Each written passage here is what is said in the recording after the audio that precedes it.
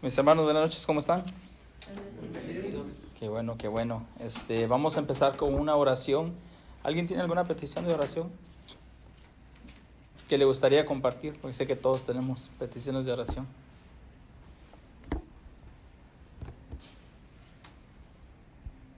Orar por Briana, que ya se está recuperando. La hija de nuestro hermano Nora y George ya está en casa. Le damos gracias a Dios por la vida de su hermana Malena, que ya está aquí con nosotros.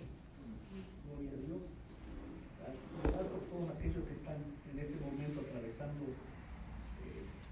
con enfermedad y eso. Ok. Vamos a orar. Señor, te damos gracias, Padre, por este tiempo que tenemos juntos. Te pedimos, Señor, de que estés con nosotros, Señor, que escuches nuestras oraciones, que nuestras oraciones, Señor, sean de buen aroma hacia ti, Padre. Perdona, Padre, nuestras ofensas. Perdona, Señor, a nuestras fallas. Ayúdanos, Señor, a poder amarte y glorificarte, Padre. Sí, Jesús. Padre, te pedimos también, Señor, por cada una de las peticiones que están en nuestros corazones, que muchas de las veces, Señor, no las decimos en voz alta, pero tú sabes, Señor, nuestras necesidades. Tú sabes, Señor, lo que necesitamos y sabes lo que vamos a decir antes de que salga de nuestras bocas, Padre. Te pedimos, Señor, por la familia Vargas, Padre, te pedimos que estés con ellos, que les des fortaleza. Señor, que ellos puedan confiar en ti, que sepan, Señor, de que tú eres el doctor de doctores, Padre. Te damos gracias, Señor, también por los hermanos que están aquí esta noche, que tal vez no pudieron estar con nosotros anteriormente, pero esta noche están aquí, Señor, con nuevas fuerzas. Te pedimos de que tu palabra nos renueve nuestras mentes, de que seas tú, Señor, el que redarguya nuestras vidas, nuestras conciencias, Señor, y que podamos amarte y glorificarte y vivir lo que predicamos, vivir lo que escuchamos, Señor. Que nuestros corazones estén tan abiertos como nuestras Biblias, Padre, que podamos practicarlas, Señor. Ayúdanos, Padre, a poder predicar tu palabra, Señor, y que podamos, Señor, no solamente hablarla, sino vivirla en todas las áreas de nuestras vidas, Padre. Perdona, Señor, si hemos fallado. Perdónanos, Señor, y ayúdanos a perdonar a otros también, Padre. Te pedimos, Señor, por este estudio, de que podamos, Señor, tener entendimiento, que podamos, Padre, gozarnos en tu palabra. Ayúdanos, Señor, a poderla poner en acción en nuestras vidas, Padre. Señor, remueve mis opiniones personales, Padre, y que sea tu Espíritu Santo, Señor, el que nos enseñe esta noche. Padre, también protege mi boca, Padre, en las palabras que digo. Protege también, Señor, a cada uno de nosotros, a nuestras familias, a los hermanos, Señor, que no pudieron estar con nosotros esta noche, Señor. Te damos gracias, Padre, y te pedimos por todo esto en el nombre de nuestro Señor Jesucristo. Amén. Amén, hermanos. Bienvenidos. Esta noche vamos a ver segunda carta de Pedro y vamos a leer desde el versículo 3 al versículo 21. Vamos a ver toda la carta, todo el capítulo 1. La semana pasada vimos la introducción de la segunda carta de Pedro y versículos 1 y 2. Y esta semana vamos a concluir todo el capítulo. Pero vamos a ir leyendo versículo por versículo. Estamos en segunda de Pedro. A ver si este marcador me alcanza. Versículos del 3 al 21. ¿Ok? Ahí está. Vamos a usar un marcador. Dice el versículo 3.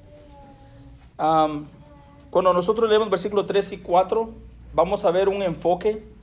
Hay 4 puntos que quiero hablar esta noche, pero vamos a ir un poco despacio, pero sí quiero que podamos ver lo que estos versículos tienen que enseñarnos a cada uno de nosotros. La semana pasada hablábamos de quién Pedro era, y esta semana vamos a ver las palabras de Pedro.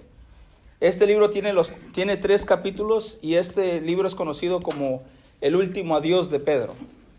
No sabemos si fueron días antes de que Pedro muriera o semanas o meses, no sabemos el tiempo, pero sabemos de que es la última carta. Esta es su despedida. Dice el versículo 3, como todas las cosas que pertenecen a la vida y a la piedad nos han sido dadas por su divino poder, mediante el conocimiento de aquel que nos llamó por su gloria y excelencia. Nuestro primer enfoque quiero que sea que se nos ha dado todo lo que necesitamos para una vida piadosa o una vida con fe. El versículo 3 dice, como todas las cosas que pertenecen a la vida y a la piedad nos han sido dadas por su divino poder. Muchas de las veces nosotros pensamos cosas como, ¿por qué si tenemos todo estamos preparados como de la manera que tenemos que estar preparados o tener el conocimiento que tenemos que tener? ¿Por qué todavía pasamos por pruebas? Hoy en la tarde estaba jugando con mi bebé. Mi bebé apenas va a cumplir 7 meses. Ella no camina todavía, entonces yo la paraba y yo la tengo que detener para que ella se equilibre. ¿Por qué es que ella no puede caminar todavía? Ella tiene todo lo necesario para poder caminar. Cuando ella nació y ella salió del vientre de su madre, vi que ella tenía 2 piernas, 2 brazos, 2 ojos. Tenía todo lo necesario para vivir la vida. Sin embargo, muchos de nosotros estamos en diferentes etapas de nuestra vida. Y dice aquí que no se nos dio lo que a Él le gustaría darnos o lo que a nosotros nos gustaría recibir, sino que nos dio todo. Dice que pertenecen a la vida y a la piedad nos ha sido dadas por su divino poder. Él no solamente nos ha dado lo que necesitamos, sino que también nos ha dado todo lo que necesitamos para vivir una vida piadosa. Una vida que tengamos una vida de un conocimiento de Él. Por eso es que dice, mediante el conocimiento, y se acuerdan que este es el tema del libro, es conocimiento. Dice que por su divino poder se nos ha sido dado todo lo que necesitamos para la vida y una vida piadosa. Dice el versículo 3, el conocimiento de aquel que nos llamó por su gloria y excelencia. Dice que nos llamó por su gloria y excelencia. En 1 Tesalonicenses capítulo 4, versículo 7 dice, pues no nos ha llamado Dios a inmundicia, sino a santificación. Nos ha llamado a santificación. De la misma manera, pues nos ha llamado por su gloria y excelencia para una vida piadosa, una vida de fe. El versículo 4, antes de movernos un poquito, en Juan capítulo 1, versículo 14, dice Juan, uno de los testigos de la resurrección y del ministerio de Jesucristo, dice, y aquel verbo fue hecho carne y habitó entre nosotros. Y vimos su gloria como el unigénito del Padre, lleno de gracia y de verdad. Por eso dice el conocimiento, el versículo 3 de nuestro capítulo, el conocimiento de aquel que nos llamó por su gloria y excelencia. El versículo 4 dice, por medio de las cuales nos ha dado preciosas y grandísimas promesas, para que por ellas lleguéis a ser participantes de la naturaleza divina, habiendo huido de la corrupción que hay en el mundo a causa de la concupiscencia. Este es uno de los versículos que muchos maestros o muchos falsos profetas utilizan para decir de que nosotros podemos llegar a ser Dios. Hay una enseñanza que se llama el Dios pequeño, de que si yo soy de la naturaleza de Dios, yo también puedo ser Dios. Y esto no solamente lo enseñan los mormones, que dicen de que cuando usted muere, usted va a tener su propio mundo y usted va a ser el Dios de ese mundo, sino también en unos círculos supuestamente cristianos. Enseñan de que que Jesucristo era hombre y de que Él por obediencia se hizo Dios. Y que de la misma manera como nosotros somos hijos de Dios, también podemos ser de la misma divinidad que Dios. O no hay diferencia entre Jesucristo y nosotros. Lo que nos está diciendo acá en el versículo 4, no nos está diciendo que vamos a ser de la misma divinidad de Dios. Solamente Dios puede ser Dios. Aún si Dios hiciera otro Dios, el otro Dios sería creación, no sería Dios mismo. Por eso dice, por medio de las cuales nos ha dado preciosas y grandísimas promesas, para que por ellas lleguéis a ser participantes de la naturaleza divina, habiendo huido de la corrupción que hay en el mundo a causa de las concupiscencias. ¿Qué es lo que nos está diciendo? Que nosotros no vamos a tomar esa divinidad para nosotros. Nosotros vamos a ser participantes de la divinidad de Dios. Nosotros nos sentamos en la mesa de Dios y podemos decir con los ángeles, santo, santo, santo es el Señor de los ejércitos. No de que nosotros vamos a obtener esa divinidad nosotros mismos. Esa divinidad solamente le pertenece a Dios mismo. Versículo 5. Vosotros también poniendo toda diligencia por esto mismo, añadid a vuestra fe virtud. Voy a parar aquí. El primer punto es de que se nos ha dado todo para una vida piadosa. El segundo punto es cómo ser diligentes en esa vida piadosa. Y el versículo 5 nos dice, vosotros también poniendo toda diligencia por esto mismo, añadir a vuestra fe virtud, a la virtud conocimiento, al conocimiento dominio propio, al dominio propio paciencia, a la paciencia piedad, a la piedad afecto fraternal y al afecto fraternal amor. Algo que se me hace muy interesante de eso es de que se nos da casi la misma lista que está en Gálatas capítulo 5, cuando habla de los frutos del Espíritu. Dice virtud es una disposición activa de querer hacer el bien, de buscar el bien de otros. Eso es virtud. Dice que si nosotros, como dice en el versículo 3, que si nosotros somos llamados o tenemos el conocimiento de aquel que nos llamó por su gloria y excelencia, esto es un fruto de nuestras vidas. Y no es que nosotros agreguemos algo a nuestra salvación. Lo único que nosotros pusimos para nuestra salvación es el pecado por el que Cristo murió. Nosotros no agregamos nada a nuestra salvación. Sin embargo, se nos pide de que pongamos esa salvación a trabajar. Dice, agregar entonces, ¿verdad? Añadid a vuestra fe virtud, conocimiento, dominio propio, paciencia, piedad, afecto fraternal y al afecto fraternal amor. Estos son frutos de una vida cristiana. En esto es lo que tenemos que ser diligentes nosotros, en hacer estas cosas. El versículo 8 dice, por lo consiguiente, porque si estas cosas están en vosotros y abundan, no os dejarán estar ociosos ni sin fruto en cuanto al conocimiento de nuestro Señor Jesucristo. Estos son frutos de nuestra vida piadosa, de nuestra vida como cristianos, de una vida en fe en Jesucristo. Observen que dice que Él nos llamó a nosotros. Nosotros simplemente respondemos al llamado. Cuando nosotros vamos, si pueden ir conmigo rapidito a Romanos capítulo 9. Quiero que estén ahí y voy a leer un versículo.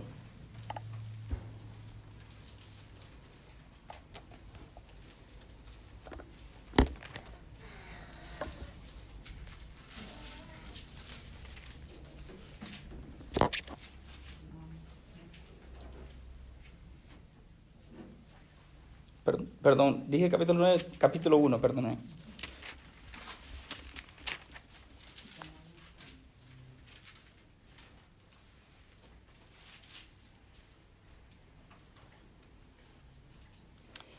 Dice el versículo 21. ¿Están ahí?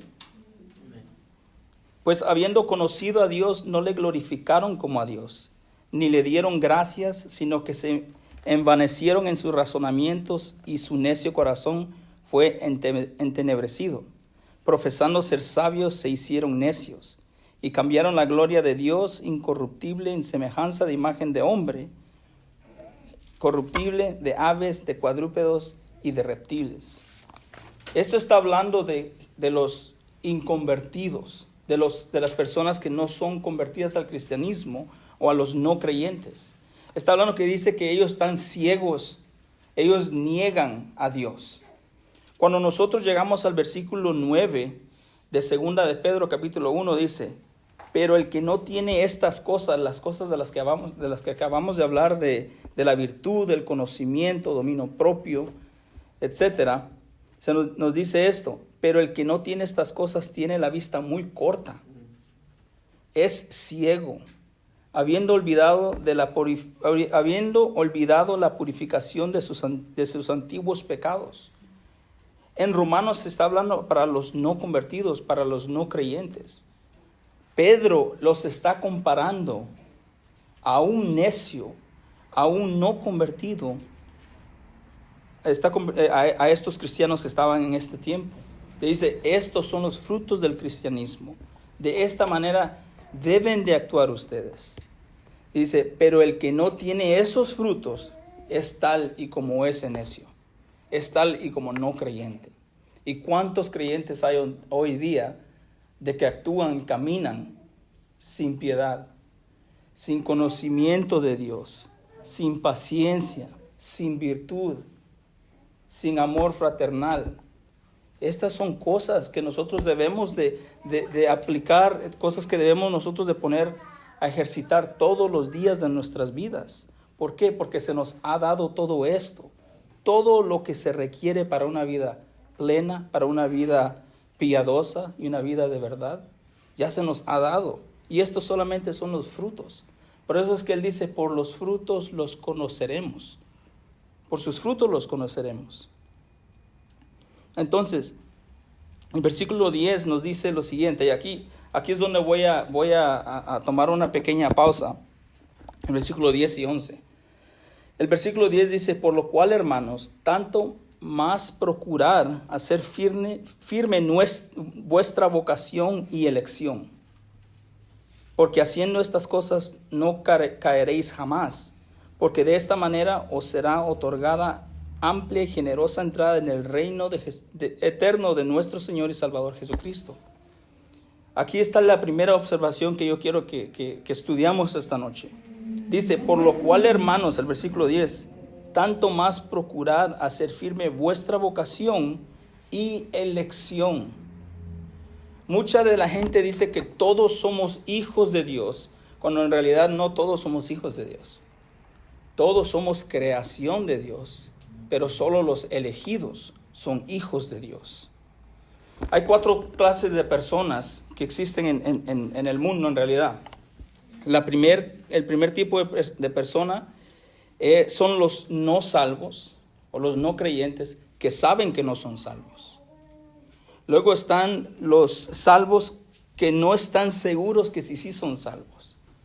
El tercer grupo de personas son los salvos que están seguros que son salvos.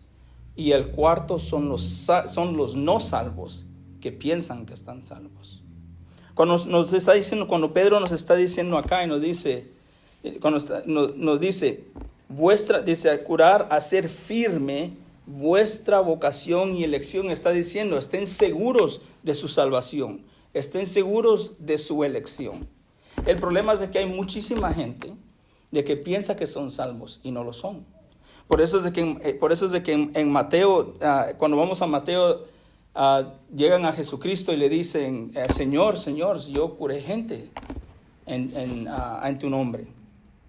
Yo hice eso por ti, yo hice esto y lo otro, y usted puede poner sus propias obras. Y él dirá al final de los días, apártate de mí porque nunca te conocí. Entonces, pero sí hay una manera en que nosotros podemos estar seguros de nuestra salvación. Si pueden ir conmigo, por favor, a Primera de Juan.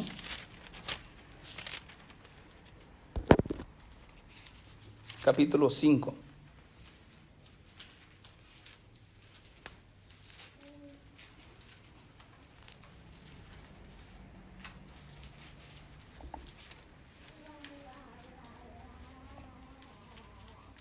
Vamos a empezar el versículo 10.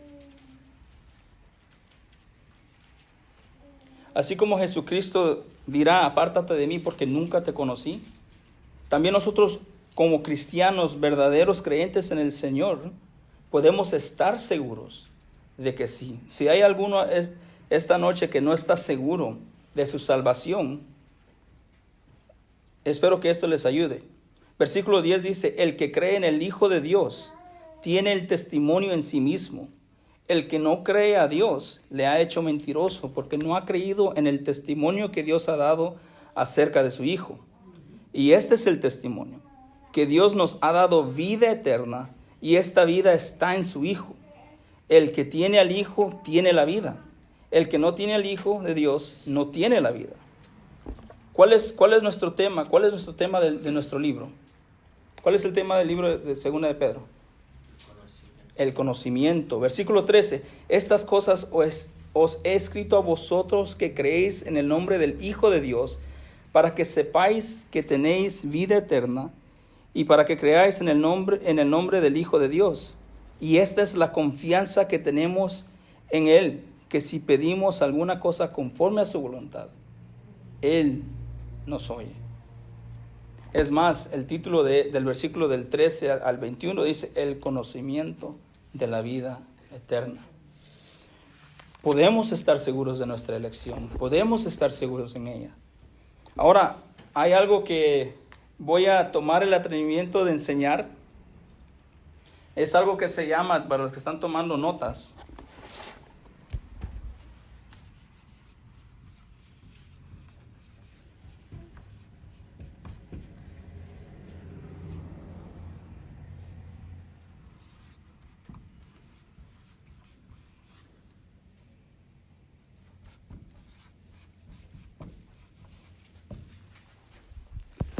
¿alguien sabe qué significan esas palabras?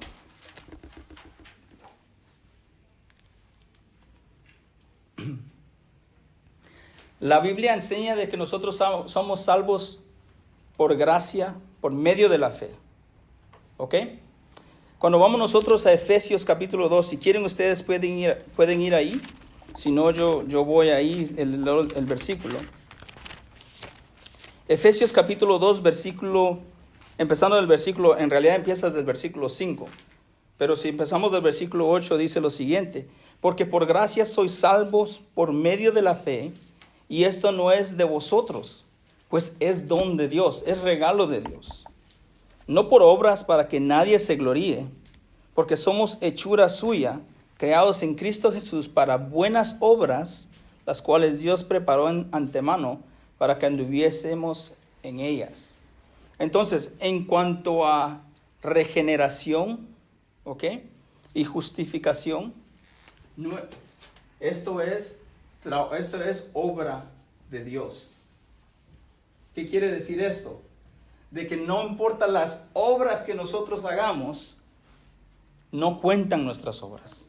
Nuestra justificación, solamente somos salvos por gracia, que significa un regalo inmerecido. No importa las obras que hayamos querido hacer, las obras que pensemos que le agradaron a Dios. Les voy a leer rapidito. Gálatas capítulo 2, versículo 16. Dice así. Voy a empezar al 15. Nosotros, judíos de nacimiento y no pecadores de entre los gentiles, sabiendo que el hombre no es justificado por las obras de la ley, sino por la fe de Jesucristo. Nosotros también hemos creído en Jesucristo para ser justificados por la fe de Cristo y no por las obras de la ley, por cuanto las obras de la ley nadie será justificado. ¿Qué quiere decir esto? Usted puede seguir los 10 mandamientos y poder decir, no, es que yo no he matado a nadie y yo merezco ir al cielo, como mucha gente lo hace. Yo no he robado, yo no blasfemo, yo no hago esto y lo otro. Primero que todo es un mentiroso, porque dice la Biblia de que todos hemos mentido. Nadie buscamos de Dios. Entonces dice que las obras, ninguna obra ni de la ley, ni cualquier obra que podamos inventarnos, nos salvan. Solamente nos salva Dios. Monergístico, eso significa de que es una obra hecha por una sola persona. Por una sola persona. No hay contribución de nada más. Esta es obra solamente de Dios. Ahora, cuando hablamos de sinergístico, esto es no obra, sino que ni siquiera cooperación, pero voy a poner cooperación para que más o menos entre dos. Cuando hablamos de santificación, muchas de las personas dicen, bueno, si Dios hace todo, yo no debo de hacer nada. Y en realidad eso no es la manera que debemos de ver las cosas, porque nosotros todavía tenemos una responsabilidad. Caminar como Él nos dice que caminemos. Ser santos porque Él es santo. Entonces, a nosotros no es que contribuyamos nada, sino que nosotros tenemos ¿qué? Responsabilidad como cristianos. Vamos rapidito a Filipenses capítulo 2.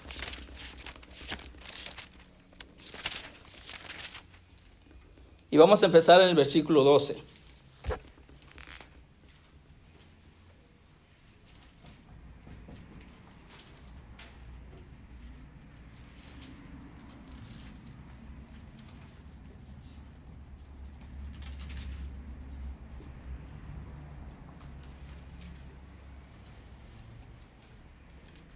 Amén. Dice el versículo 12.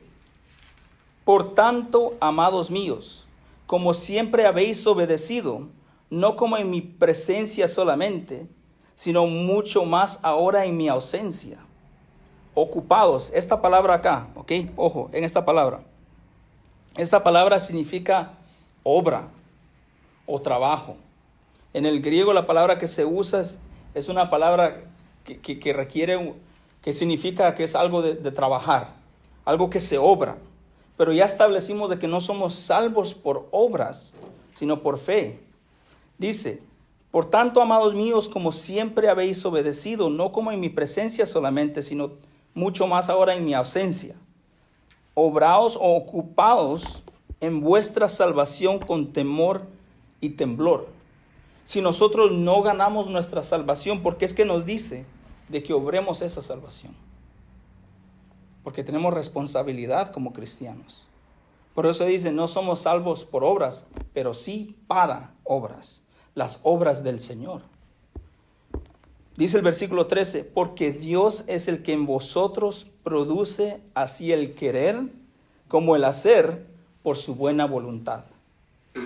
Ni siquiera es que vayamos 50 y 50 nosotros en cooperación, sino que es el querer como el poder que nos da Dios, pero nosotros somos responsables de obedecer a Dios y caminar una vida piadosa, porque Él nos ha dado todo lo que necesitamos para eso. ¿Estamos bien hasta ahí? ¿Alguna pregunta? ¿No? Pastor, ¿algún comentario? ¿Todo bien? Después al final. Ok. Bueno, regresemos entonces a nuestro capítulo 2 capítulo 1 de Segunda de Pedro.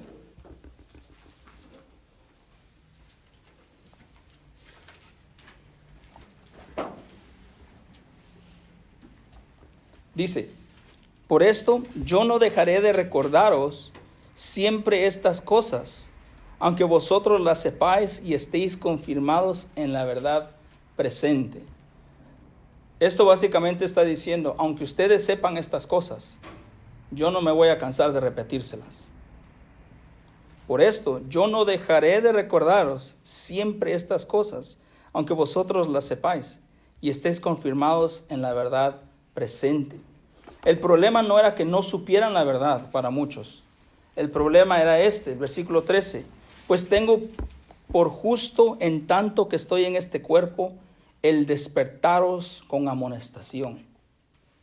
El problema no era que no supieran, el problema es que estaban dormidos, no hacían nada, no estaban obrando para Dios. Esa es una aplicación. Claro que hay más aplicaciones en esto, pero dice despertados, y esto en realidad me recuerda mucho cuando Jesucristo va al jardín y ora y le dice a Pedro mismo, le dice a Pedro, oren. Pero ¿qué es lo que hace Pedro? ¿Qué hace? Se durmió. Y dice Mateo capítulo 26, versículo 41, que Jesucristo le dice a los apóstoles, velad y orad para que no entréis en tentación. El espíritu a la verdad está dispuesto, pero la carne es débil. ¿Qué les está diciendo? Yo sé que saben, pero porque la carne es débil, les recuerdo estas verdades. Versículo 14 dice, sabiendo que en breve debo abandonar el cuerpo, como nuestro Señor Jesucristo me ha declarado. La palabra que está usando Pedro en el griego para usar cuerpo es eskenomati, que significa básicamente tabernáculo en español, o una tienda de acampar, o una morada. Cuando Pedro está hablando con los israelitas o hebreos o los judíos que estaban en ese tiempo, ellos iban a entender de que cuando ellos ponían su morada, o cualquier persona que estuviera ahí ponían su morada, no era una morada eterna, especialmente para los judíos que andaban de peregrinos en tierra. De la misma manera es para nosotros que estamos de peregrinos, dice Pedro acá, sabiendo que en breve debo abandonar este tabernáculo. Él está refiriendo a su cuerpo y está usando un simbolismo como de una morada temporal, como nuestro Señor Jesucristo me ha declarado. El Señor le reveló a él. Y como les decía, esta es su carta de despedida. Pero solamente para que pensaran un poquito de eso, de que Pedro sabía de que aún el cuerpo en el que él estaba, él no iba a estar ahí, no iba a estar para siempre. Él era un cuerpo temporal y de la misma manera nosotros debemos de ver nuestras vidas. Nosotros no hacemos riquezas acá, hacemos riquezas en el cielo. Nosotros no vamos a ser eternos, el único eterno es Dios. Versículo 15, también yo procuraré con diligencia que después de mi partida vosotros podáis en todo momento tener memoria de estas cosas. Este versículo se está refiriendo a dos cartas. Una posibilidad es de que se esté refiriendo a esta misma epístola, a esta misma carta que está diciendo, esto que estoy escribiendo es para recordarles. Pero si es alguien como Ireneo de León era discípulo de Policarpo. Policarpo es uno de los padres de la fe. Él es padres de la iglesia, perdón. Él era discípulo del apóstol Juan. Y Ireneo creía que él se estaba refiriendo a la carta de Marcos, al evangelio de Marcos. Pero sea el evangelio de Marcos o la epístola, la segunda carta de Pedro, los dos nos sirven como recordatorio de las cosas que Jesucristo hizo por nosotros. Versículo 16. Porque no os hemos dado a conocer el poder y la venida de nuestro Señor Jesucristo, siguiendo fábulas artificiosas, sino como habiendo visto con nuestros propios ojos su majestad. ¿Quién estuvo aquí el domingo? Aparte del pastor. Primera de Juan, capítulo 1, nos dice esto. Lo que era desde el principio, a lo que hemos oído, lo que hemos visto con nuestros ojos, lo que hemos contemplado y palparon nuestras manos, tocante al verbo de vida, refiriéndose a Jesucristo. Porque la vida fue manifestada y la hemos visto y testificado, y os anunciamos la vida eterna, la cual estaba con el Padre y se nos manifestó.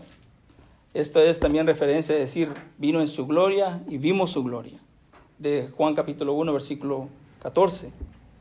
Lo que hemos visto y oído, eso os anunciamos, para que también vosotros tengáis comunión con nosotros. Y nuestra comunión verdaderamente es con el Padre y con su Hijo Jesucristo. Estas cosas os escribo para que vuestro gozo sea cumplido.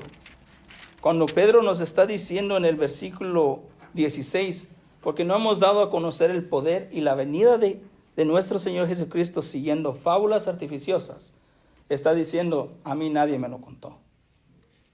Yo soy testigo de que Jesucristo vino, murió, resucitó y ascendió. Dice el versículo 17, pues cuando él recibió de Dios Padre honra y gloria, le fue enviada desde la magnífica gloria una voz que decía, este es mi Hijo amado, en el cual tengo complacencia. Esto es lo mismo que nosotros vemos en Mateo capítulo 17 con la transfiguración. Ahora, antes de ver nuestros últimos versículos, quiero leerles dos cosas. Si quieren ir ustedes conmigo, vamos a ir a Lucas capítulo 1.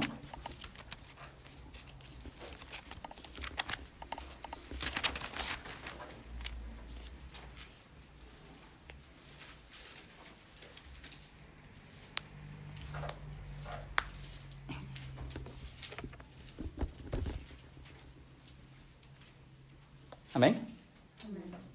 Lucas capítulo 1, versículo 1 dice, puesto ya que muchos han tratado de poner en orden la historia de las cosas que entre nosotros han sido ciertísimas, no ciertas, ciertísimas, tal como nos lo enseñaron los que desde el principio lo vieron con sus ojos y fueron ministros de la palabra. Me ha parecido también a mí, después de haber investigado con diligencia todas las cosas desde su origen, escribírtelas por orden, oh excelentísimo Teófilo, para que conozcas bien la verdad de las cosas en las cuales han sido instruido. Él dice, te voy a dar algo históricamente correcto, algo que es dado por testigos. Básicamente le está diciendo que no te digan, que no te cuenten, porque a lo mejor te mienten. Lee este libro. Lee lo que te estoy escribiendo. La veracidad de lo que escribo es correcta. Ahora, 1 Corintios capítulo 15.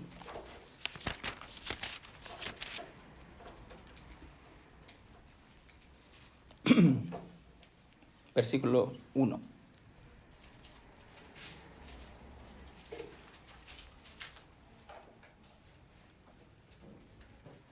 Además os declaro, hermanos, el evangelio que os he predicado, el cual también recibisteis, en el cual también perseveráis, por el cual asimismo, si retenéis la palabra que os he predicado, sois salvos, si no creísteis en vano. Porque primeramente os he enseñado lo que asimismo recibí, que Cristo murió por nuestros pecados conforme a las Escrituras, y que fue sepultado y resucitó al tercer día conforme a las Escrituras. ¿Y se apareció a quién? Cefas. ¿Quién es Cefas? Pedro. Y después a los 12. Pedro, el que nos escribió la segunda carta de Pedro, Pablo nos dice que se le apareció a Pedro y después a los 12. Después, versículo 6, después apareció a más de 500 hermanos a la vez, de los cuales muchos viven aún y otros ya duermen. Dice, si tienen duda de lo que estoy diciendo, pregúntenle a los que todavía están vivos. Ellos lo vieron. Más de 500 testigos. Después apareció a Jacobo, después a todos los apóstoles, y al último de todos, como a un abortivo, me apareció a mí. ¿Qué estoy tratando de decir con esto? De que nuestras escrituras son históricamente y científicamente correctas. Historiadores van a las escrituras para saber de la historia. Científicos han descubierto cosas por medio de las verdades de las escrituras. Y hay una lista, pero una de ellas es lavarse las manos con agua corriente, no corriente de cualquier agua, sino que agua que corre. En muchísimos años, muchísimos niños morían y mujeres morían por hepatitis, porque los doctores se iban de un parto al siguiente sin lavarse las manos. Lo que tenían era un huacal de agua, un pocillo de agua, y solamente se lavaban las manos ahí y se iban para el siguiente. Y muchos agarraron enfermedades, se morían. Pero un cristiano vio de que la Biblia decía de que había que lavarse las manos con agua que corría. Y se empezaron a lavarse las manos. Y desde ahí para acá no se lavan las manos si no es agua que fluye. ¿Sí me doy a entender? ¿Sí? Ok. ¿Qué es lo que estoy tratando de decir con todo esto? Dice en nuestro versículo 18, en nuestra lectura de esta noche, y nosotros oímos esta voz enviada del cielo cuando estábamos con él en el monte. Tenemos también la palabra profética más segura, a la cual hacéis bien en estar atentos como a una antorcha que alumbra en lugar oscuro hasta que el día esclarezca y el lucero de la mañana salga en vuestros corazones. La palabra segura, que es como una luz. Eso me recuerda mucho al versículo favorito de la hermana Alexa. Dice que su versículo favorito es Salmo 119, capítulo 119, versículo 105. Dice, lámpara es a mis pies tu palabra y lumbrera a mi camino. Homero, no sé si ustedes saben un poquito de filosofía o de libros de ficción. Homero es un escritor. Él escribió un libro que se llama Ilíada en 800 años antes de Cristo. Luego todavía se están haciendo copias de este libro. Ese libro tiene 1757 copias antiguas. O sea, ¿eso qué quiere decir? De que solamente tiene 1757 copias que pueden ver ellos, de decir, todo lo que tenemos es lo que Homero escribió. El problema es que la copia más cercana a la original es 400 años después de la original. Dice que nuestro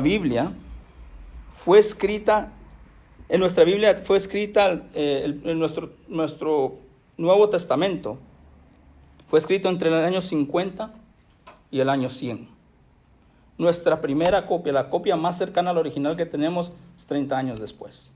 Nadie, bueno, no voy a decir absolutamente nadie, porque a lo mejor va a haber alguien ahí que no está de acuerdo conmigo, pero muchos están de acuerdo de que lo que está escrito en el Iliad, en el libro de Homero, es lo que Homero escribió. Y nadie está cuestionando eso. Pero la palabra, ellos dicen, no, la palabra tiene muchos errores. Lo que tenemos hoy no fue lo que se escribió hace 2000 años. Cuando nosotros tenemos más de 23,000 copias antiguas de la Biblia. Dice que podemos confiar históricamente y científicamente. Fue escrita en un periodo de 1500 años, 40 generaciones, 40 autores humanos de diferentes trasfondos, 3 idiomas diferentes, hebreo, griego y arameo, 3 continentes, Asia, África y Europa. Dice 2 testamentos, 27 capítulos en el Nuevo Testamento, 39 en el Antiguo Testamento, 1189 capítulos, 31,202 versículos, 66 libros, una colección, una sola historia. No se contradice para nada. Nosotros no creemos en fábulas, como dice Pedro. Dice el versículo 16, porque no hemos dado a conocer el poder y la venida de nuestro Señor Jesucristo siguiendo fábulas artificiosas, sino como habiendo visto con nuestros propios ojos su majestad. Dice el versículo 19, tenemos también la palabra profética más segura, a la cual hacéis bien en estar atentos como una antorcha que alumbra en un lugar oscuro, hasta que el día esclarezca y el lucero de la mañana salga en vuestros corazones. Y este es nuestro versículo con el que vamos a cerrar. Entendiendo primero esto, que ninguna profecía de la Escritura es de interpretación privada, porque nunca la profecía fue traída por voluntad humana, sino que los santos hombres de Dios hablaron siendo inspirados por el Espíritu Santo. Nosotros no creemos fábulas o palabras persuasivas. Nosotros creemos la palabra de Dios que se nos fue dada por medio del Espíritu Santo. Amén. Ese es el estudio que tenemos esta noche, hermanos. ¿Alguna pregunta? Yo sé que es bastante información, pero es información necesaria. Yo le doy muchas gracias al pastor por darme la oportunidad de que podamos ver temas como este, porque para mí el tema de las Escrituras era el tema que fue el más difícil para mí en mi vida personal. Yo empecé preguntando, buscando contradicciones en la Biblia, y me acuerdo que una vez agarré una biblita de este tamaño y dije, yo voy a encontrar un error, yo voy a encontrar contradicciones, y empecé leyendo el libro de Mateo. Creo que ni terminé de leer el Evangelio de Mateo cuando me hice cristiano. Yo no creo la Biblia o soy cristiano porque funcionó para mí, sino que lo creo porque el Espíritu Santo convierte los corazones.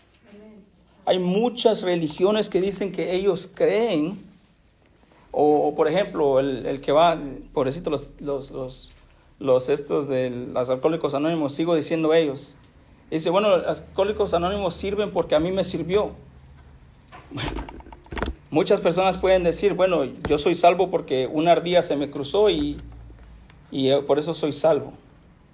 No, nosotros no tenemos fábulas, tenemos palabra concreta, históricamente correcta, y es palabra que penetra los corazones, es palabra que transforma nuestras vidas, y ese es el Dios que nosotros adoramos.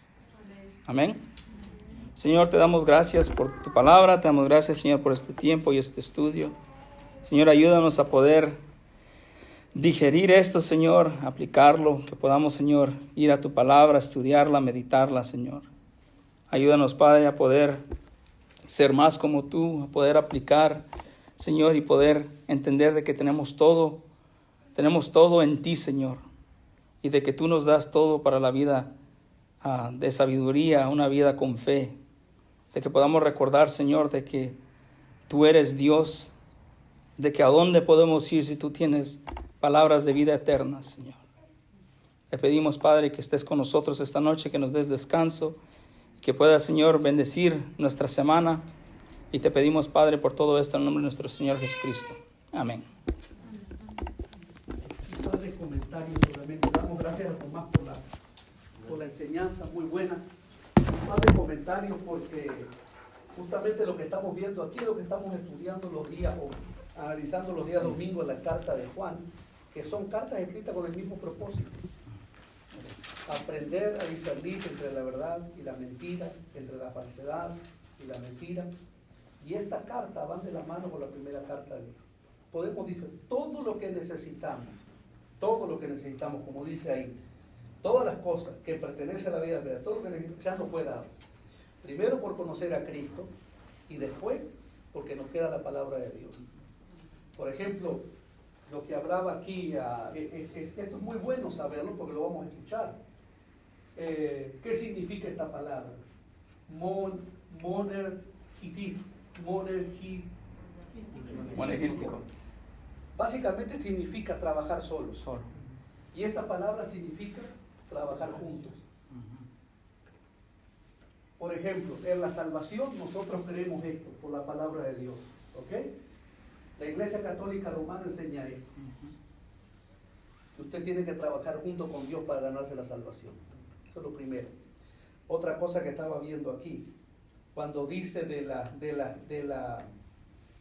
que no le hemos dado a conocer el poder de la venida de su Señor Jesucristo siguiendo fábulas artificiosas.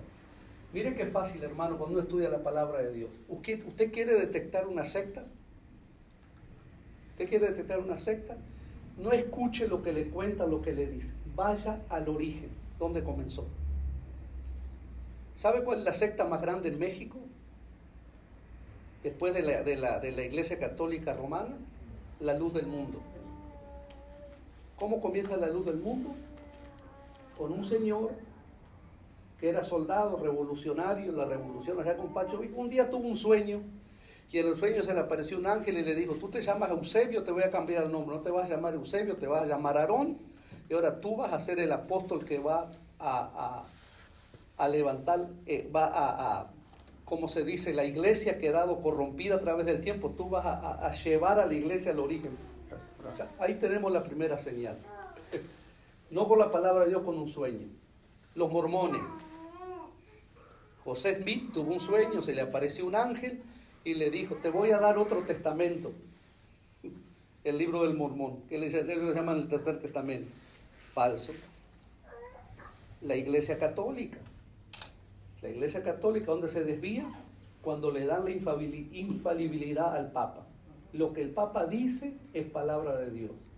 Y ellos nos acusan a nosotros, que nosotros somos los que nos desviamos, y ellos dicen que ellos nos llaman a los reformados los hijos del Calvino, los hijos de Lutero. Y es interesante que los reformadores lo que hicieron fue: ¡hey, paren! Miren la palabra de Dios, miren lo que se hizo desde el principio.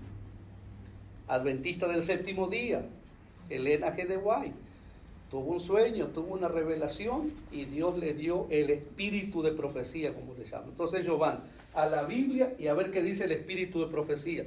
¿Cuál es el espíritu de profecía? Que escribió Elena G. de White.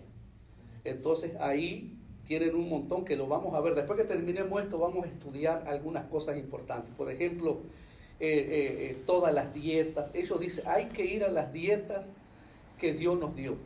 Y es interesante, justo ayer estaba escuchando un historiador que todos los que enseñan las dietas que comen aún los judíos no son las dietas levíticas, son las dietas del Talmud. ¿Qué es el Talmud? Es un escrito judío que se escribió 400 años después del Señor Jesucristo, en el siglo IV, que unos judíos tardíos empezaron a recolectar lo que ellos llamaban la ley oral, no la ley escrita. Entonces empezaron a escribir y él dice cosas interesantes. Por ejemplo, en la ley levítica dice, no cocinen el cabrito en la leche de la madre. ¿Por qué? Porque los paganos hacían eso y después que cocinaban, lo tiraban a la tierra para que la tierra dé más fruto. No hagan eso. En el Talmud trataron de acomodarla. Entonces, los judíos de hoy no comen lácteos mezclados con carne. Es decir, los que cocinan leche no pueden cocinar carne. No pueden comer nada lácteo con leche. Es una que ni siquiera queso lo hace. Por ejemplo, dice, cuando vemos hoy a una de las iglesias evangélicas, los hermanos con el talido, con el kipat, dice, esa no es una costumbre de los judíos. Dice, esa costumbre vino, pues, ¿qué es lo que enseña Pablo? Hay que ir a la Biblia. Pablo dice, los hombres no se cubran la cabeza. Los judíos antiguos no se cubrían la cabeza. Leyes talmúdicas, ni siquiera, dice, están haciendo cosas que ni siquiera saben. Entonces, ¿por qué es importante estudiar la Biblia? La Biblia nos abre los ojos. Dice Juan, lo que hemos oído, lo que hemos visto, lo que hemos palpado, lo que hemos contemplado, eso les anunciamos. Y acá dice, nosotros le damos a conocer con fábulas cuáles son las características de las sectas dentro de las iglesias evangélicas, los movimientos carismáticos. El apóstol tuvo una revelación, el apóstol tuvo un sueño, el apóstol tuvo una visión. Revelaciones, sueños y visiones, esa es la primera luz roja para decir. Porque un pastor no tiene que decir, ni tuve un sueño, ni tuve una revelación, ni tuve una visión. Lo que tiene que decir, estudié la palabra de Dios, me preparé en la palabra de Dios, y eso es lo que les enseño. No les enseño ninguna revelación nueva. Entonces, ¿por qué nos dejamos engañar fácil nosotros los latinos? ¿Saben por qué? Porque nos encanta la fábula. Venimos de una cultura de fábula.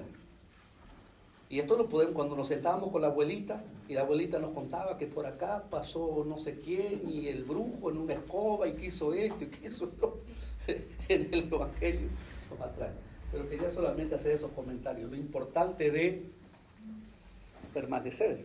Si nosotros estudiamos las cartas de Juan, el Evangelio de Juan, las cartas de Juan, la carta de Pedro, junto con Judas, la última, la cartita que, por ejemplo, cuando dice ahí, añadid a vuestra fe. Sí, la Iglesia Católica dice que la fe no es suficiente, nosotros tenemos que añadirle la fe. Pero ahí nos está diciendo, ya nos han sido dadas todo lo que necesitamos. Cuando habla de añadir, ahí es nuestra responsabilidad, como decía Tomás. ¿Y eso dónde lo vemos? En la epístola de Judas. Un solo capítulo, versículo 3. La fe que le ha sido dada una vez a los santos. ¡Pum! Esa fe es completa, no necesita nada más. Versículo 20. ¿Qué es lo que tenemos que hacer nosotros? Edificar sobre esa santísima fe. No es que le tenemos que añadir obras o cosas, solamente nuestra responsabilidad. Entonces, qué importante es estudiar. La próxima semana vamos a estar viendo en el capítulo 2, este capítulo está muy bueno, falsos profetas y falsos maestros. No se lo pierdan.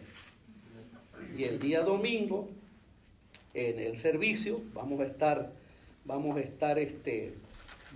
meditando en la primera carta de Juan, el capítulo 2, desde el versículo 7 al 15, cuáles son